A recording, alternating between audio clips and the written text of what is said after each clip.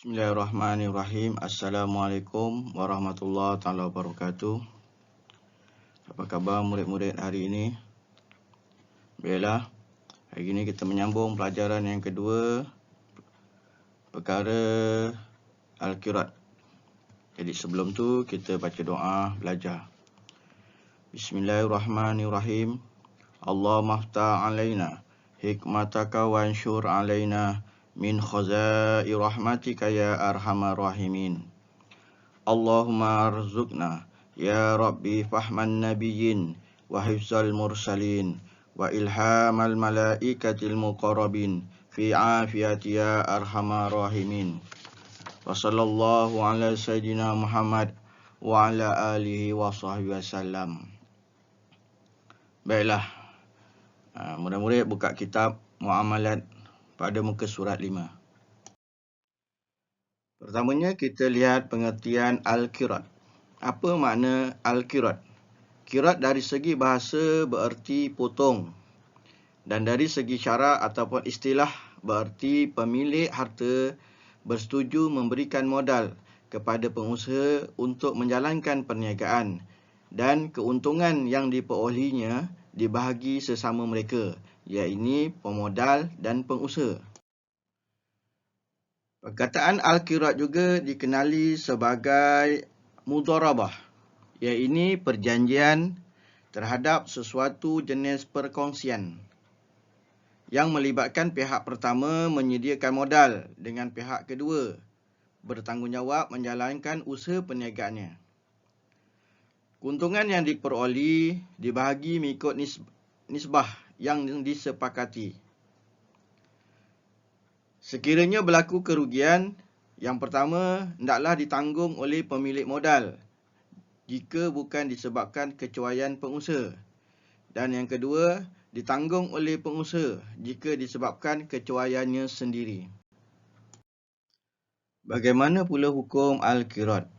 Hukum Al-Qirat adalah harus, malah disunahkan kerana mempunyai tujuan yang baik, iaitu menolong saudara seagamanya agar memperoleh rezeki. Baiklah murid-murid, kita teruskan dengan melihat rukun Al-Qirat dan syarat Al-Qirat. Yang mana rukun Al-Qirat ada 6 perkara. Yang pertama, Al-Malik, iaitu pemilik harta dan modal. Dan yang kedua, Amil, iaitu pengusaha. Ustaz gabungkan rukun yang pertama dengan rukun yang kedua. Kita lihat syarat ya.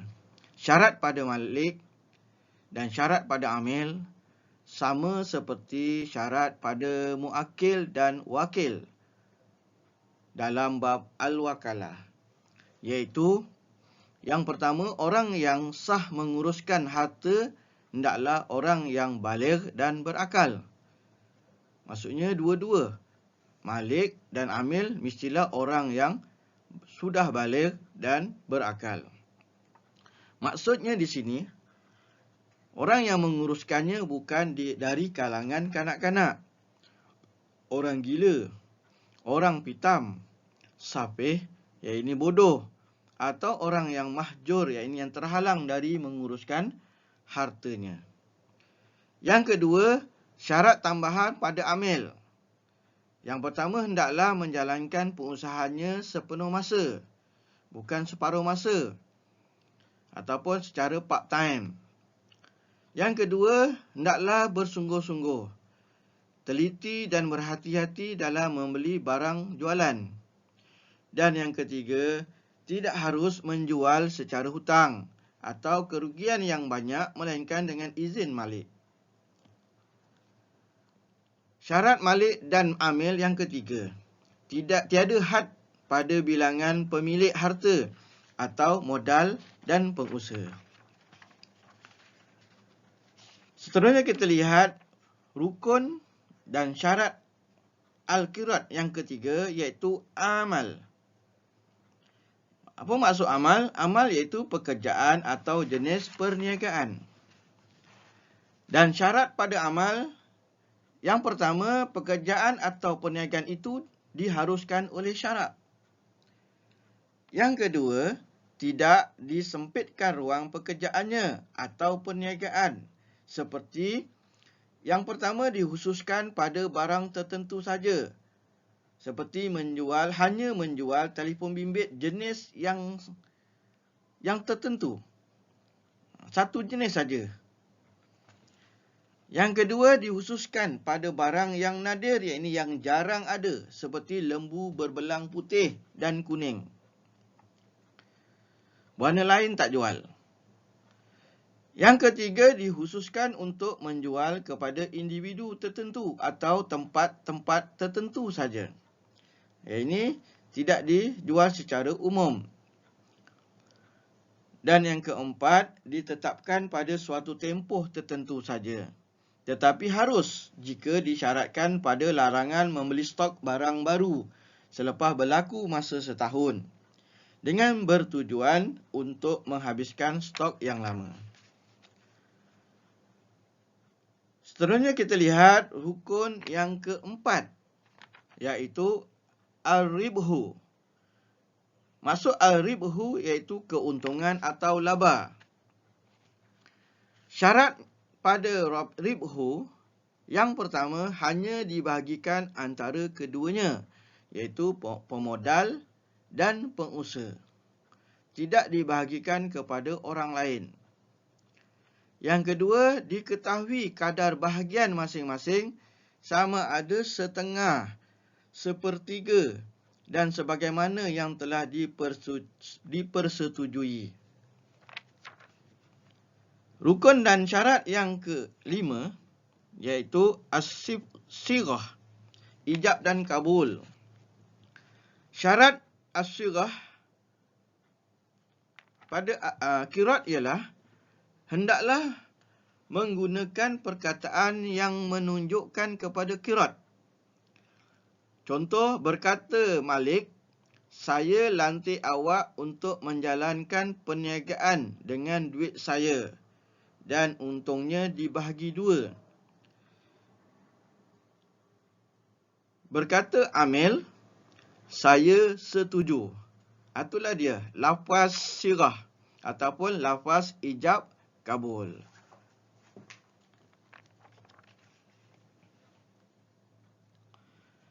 Dan rukun qirat yang terakhir, ra'sul mal, iaitu harta modal. Syarat pada ra'sul mal, iaitu harta modal, yang pertama diketahui jenisnya, seperti dinar, ringgit dan sebagainya. Yang kedua, hendaklah diketahui kadar nilainya dengan jelas, seperti RM10,000 atau sebagainya. Dan yang ketiga, tidak sah modal dengan barang jualan seperti kain, baju dan sebagainya, kerana tidak dapat dipastikan kadar nilainya dengan tepat. Bagaimana pula kita hendak membatalkan akad qirat? Yang pertama, harus kedua-dua pihak untuk membatalkan akad qirat sama ada ketika hadir atau ghaib, sama seperti hukum al-wakalah.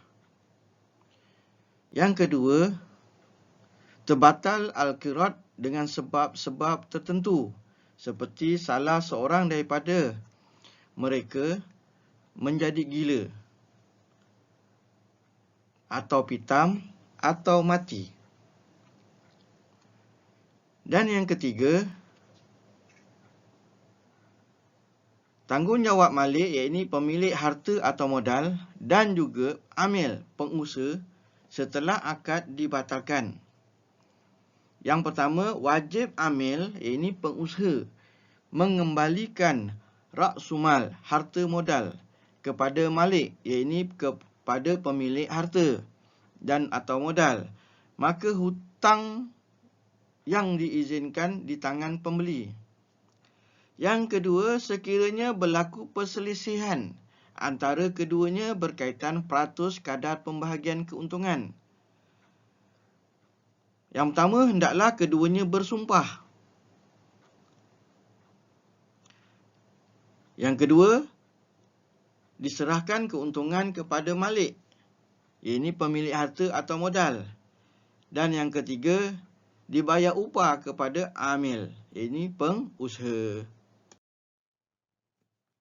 Baiklah murid-murid, yang akhir sekali kita lihat hikmah Al-Qirat. Hikmah Al-Qirat yang pertama, wujud sifat tolong-menolong dan terhindar dari sikap mementingkan diri sendiri. Kita bantu orang lain menjalankan perniagaannya. Yang kedua, salah satu ibadah yang mendekatkan diri kepada rahmat Allah. Kerana dapat melepaskan kesulitan orang lain yang sangat memerlukan. Yang ketiga, diberikan pahala dan kemudahan oleh Allah SWT, baik dalam urusan dunia maupun akhirat. Yang keempat, terhasilnya kerjasama antara pemberi modal dengan pengusaha yang dapat memajukan dan mengembangkan ekonomi umat. Dan yang kelima, pihak yang memberikan pinjaman akan mendapat pahala 18 kali ganda jika dibandingkan dengan pahala bersedekah.